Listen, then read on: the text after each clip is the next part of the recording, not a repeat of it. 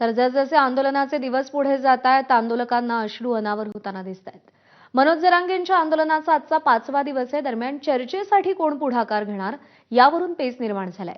त्यांच्याकडून चर्चेसाठी कोणी आलं तर लवकर मार्ग निघेल असं मुख्यमंत्री फडणवीस म्हणालेत.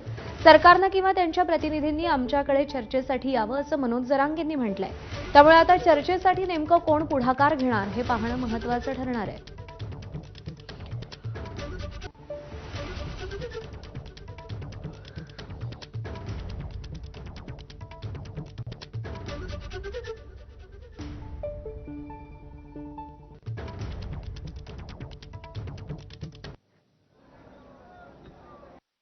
आम्ही आपलं त्यांच्याकडनं काही आलं तर आम्ही त्याच्यावर प्रयत्न करतो. त्यांनी एक निवेदन दिलं, त्या निवेदनातनं काय मार्ग निघू शकतो ते आम्ही बघतो. कारण शेवटी सरकारला त्या ठिकाणी कुठली आडमुठेपणाची भूमिका घेता येत नाही. सरकार कधी कुठला इगो धरत नाही. त्याच्यामुळे त्यातनंही जो काही मार्ग काढता येईल तो काढतोय. जर चर्चेला कोणी समोर आलं तर लवकर येईल. आम्ही चर्चेला यावं नामकं करावं, चर्चेत विचार नाही पाठवत आम्ही पुढे. तिकडे गेले फोटो द्यायचे. तुम्हाला यायला काय झालं चर्चेला? तुम्ही चर्चेला या ना.